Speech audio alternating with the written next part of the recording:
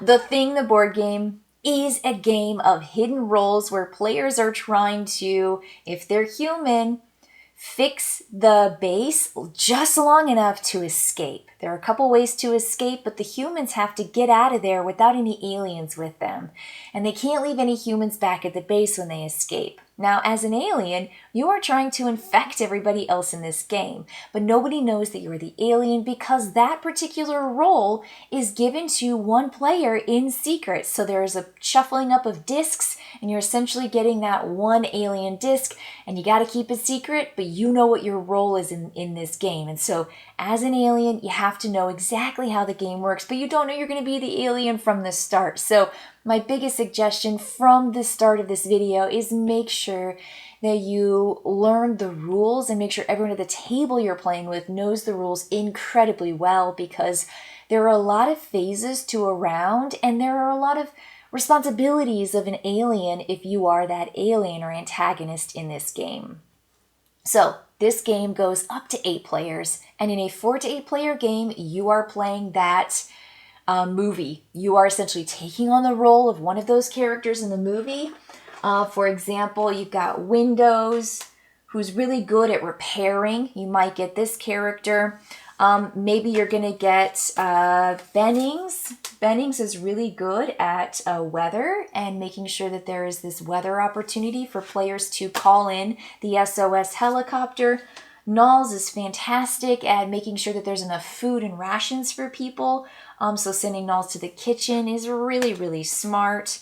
You might get Dr. Blair, who's going to go to the lab and be able to maybe more effectively draw a lab token that's going to allow players to test to see if they're an alien and so forth. So you're going to grab one of these character sheets and you are going to play as that character, but you don't know if you've been infected as an alien as part of setup when you get that token and you're like, oh, looks like I'm an alien. And you want to keep it under wraps because there's just a whole lot of suspicion and paranoia built into this game. So really the core idea here is, again, humans want to escape and aliens want to infect. And this base is just damaged. It's got tons and tons of broken things that need to be repaired. You also have to find certain items so that you can do tests on people to find out if they are an alien definitively or if they are not, if you can trust them. And there is this suspicion track where players are getting more and more and more suspicious, and it gets harder and harder to trust them. So when 2 players are going off together, it's pretty suspicious. And when one player goes off, they're not necessarily as strong by themselves when they're going to a location that has this support action. And support actions can be incredibly beneficial to the team. So there already you see like there's that tension of, well, if you go off together, oh no, you might be off with an alien that's going to hurt you, but they also could be really, really helpful for the team. And when you're by yourself, you're alone, which might be safe, but you also might be doing some sabotage and people aren't looking. I mean, there's just so much wonderful table talk that happens at the moment where players start to figure out where do they want to go. So that's going to be really what's happening here at the base, and you are just, again, trying to make the best of your turn, knowing that there's just too much to do and not enough time and actions to do it. Because really, here's how it goes. There's going to be a phase of events that really do make it hard for players as the humans to succeed. This game really works against the humans, which is why it's so delightful when you win as the human team. So in the very beginning, there's this weather die that's rolled, and you find out what the weather conditions are, but also you find out how much the base is being damaged, particularly for the electricity and for the generator. And if your base freezes over, bye-bye humans, you freeze to death, you're dead, you don't make it. So that's one way that the humans could lose as well. So then the next important thing right here is the character movement. Players are going to take their pawns and they're going to move themselves to a room that they want to go to and activate. And that could just be rife with discussion and confusion. So if you send out, maybe you send out the doctor and you're not sending them to the med bay or to the lab, people are going to say, well, why aren't you going to the lab? That's where you're doing really, really good things. So shouldn't you go there since you have the advantage? But then it feels like perhaps that's all a character does, and so maybe that person wants to go somewhere else, and they're not actually suspicious. They're not actually trying to throw a wrench in the plans. They just want to go and help someone in a support role, or they want to go and grab something else. So where you move your character is also telling. You're giving information about what your motivations are, possibly. And then there's going to be an alien action section if the aliens are exposed. And if they're not, which is early on in the game, you move on to the next thing, which is character actions. Now, what happens here is that you're going to have encounters first, and if you encounter the dogs, you're going to have an experience with the dogs. If you encounter another character, there's going to be that suspicion of you being with another character. And once all those encounters are resolved, then you have actions. And players, as they've moved their character disc to a room, they are giving a card to the leader, who's just the round leader. And they have cards in their hands, and the cards in their hands have one of three things on it. It says use, it says repair, and it says sabotage. So again, you've got these guys right here. Let me pull them out of my deck. So you've got, here's your sabotage card. Yeah, that's going to be bad. Here's your repair card. And then you've got your use card. So these cards are going to be in players' hands, and you're going to be drawing them, so you may or may not actually get the cards that you want, and you may have to give a card that you don't want. But there are ways to go and essentially discard your cards. If you come here to like the sleeping room, the bunk, then you can discard cards and get new cards, and that's really helpful. But you are going to give a card, and then the leader is also going to have a card that's drawn from the top of the deck randomly and placed on that card. So there's a random card, there's cards that are passed face down. You don't know what players are passing you, if they're going to be use or repair actions, or they're going to be sabotage. And once every player has done that, there's going to be a big stack of cards here for the leader to then shuffle, and then they will decide to flip over the top card. Then they assign that card to someone to use. Or to sabotage, wherever they are in that location. And when that character's done an action, they lay their character down.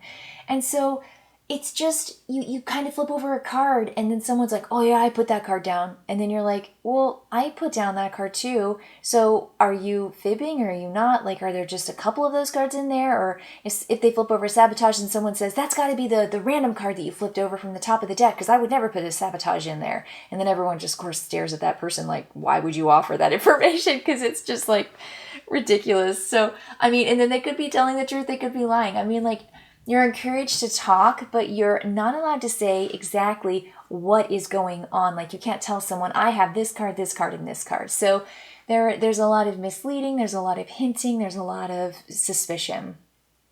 So this is really the heart of the game, is that moving your characters out, kind of maybe encountering locations and dogs and other players and other characters, and then resolving some of these cards. Oh no, my sabotage came up. I have to sabotage, and every room has a sabotage action, but they also have one of the other two, which is you could repair a room or you can use the room.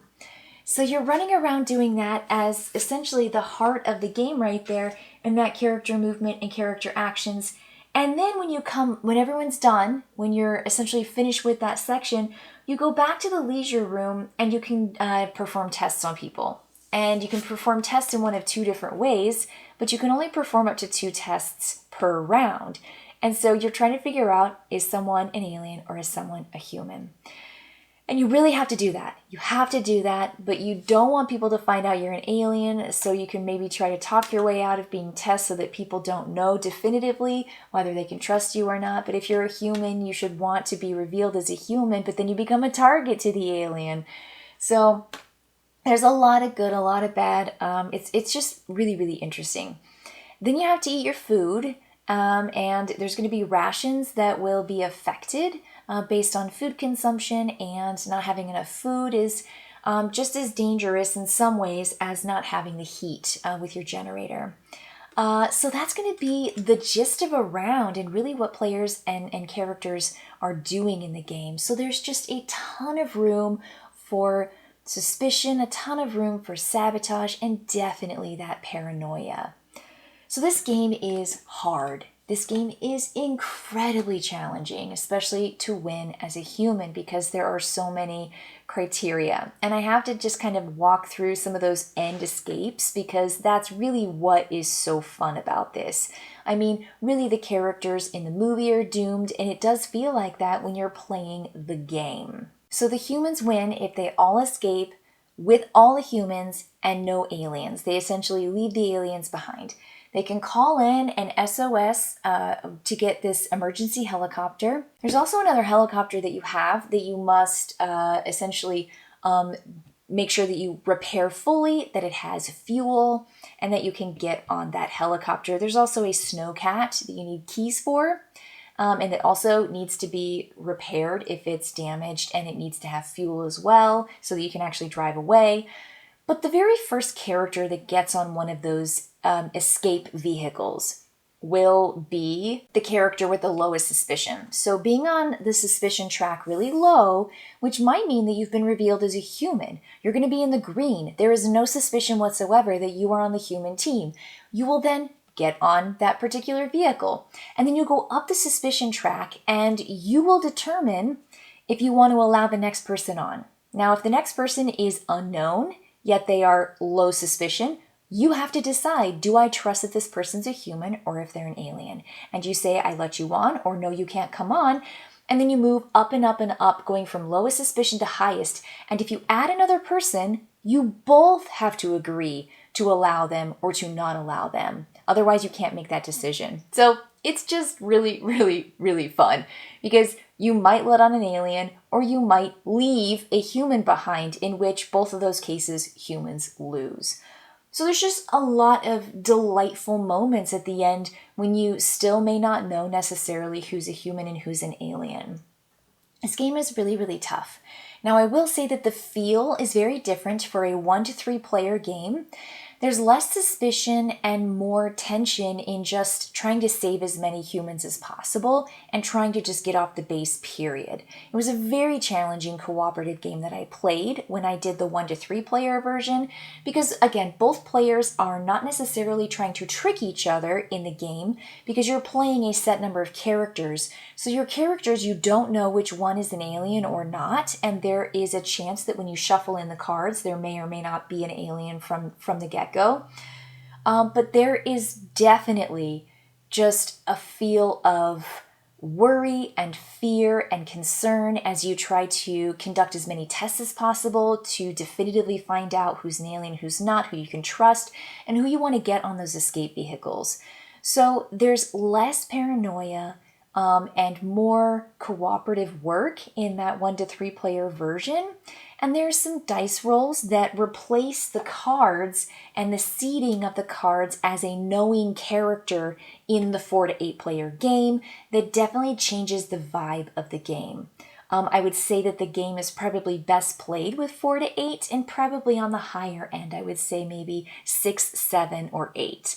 And really the reason why I was so interested in this game in the first place was because it takes me all the way back to 2005, Shadows over Camelot, and that feel of working together semi-cooperatively, wondering if someone is on my team. I mean, I think about like the theme here reminds me a lot of Dead of Winter, but it's more like the Battlestar Galactica game, where it's just that you've got Cylons in Battlestar Galactica, here you've got the alien. And so with the hidden role, you really do have someone who is thwarting the plans of the humans actively, and sometimes in the open once they are revealed as the alien. So it's just part of this wonderful like hidden role game universe that has just a long, rich history for me. I would say that one of my reservations that I have with this game is that because it does require more players to really have that feel of what the game intends to do, which I kind of recommend the 6, 7, 8 player game, you have to have 6, 7, 8 players, and they all need to be ready for a 2-hour game. This is not a party game. This is not a light game. There are a lot of stages to each round, and there are a lot of steps, and there are a lot of rules here. So you have to make sure that you know how to play and that the players sitting down to play with you are ready for that kind of game. And that to me is challenging. I find that to be harder for me to do in my daily life, but it might not be for you, and this might be the perfect game for your group because there's something really cool here. It's super thematic. It is super hard.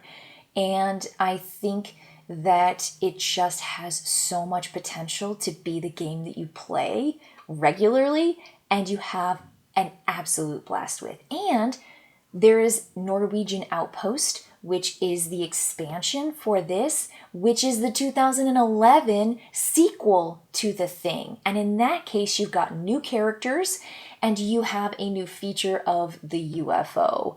So there's just so much to play with that could be incredibly fun. So I say this is the game. Again, it's got some complexity here. I think BGG is like a 3 out of 5 complexity. It's ranked a 7.7. This is going to be that hidden role identity game that gives you the feel. This has that real paranoia feel to it where everything that everyone does, you are doubting, you are questioning. You know who you are, but you don't know who anybody else is. And that's kind of like Werewolf, right? That's one of my favorite party games for hidden roles or hidden identities. It takes that and then, of course, amplifies it and really grounds it inside of the Thing universe. So that is going to be it for me for The Thing and for The Thing Norwegian Outpost expansion. Check it out if it sounds like it would be great for your group because it has some fantastic features. Okay, everybody, I'll see you later.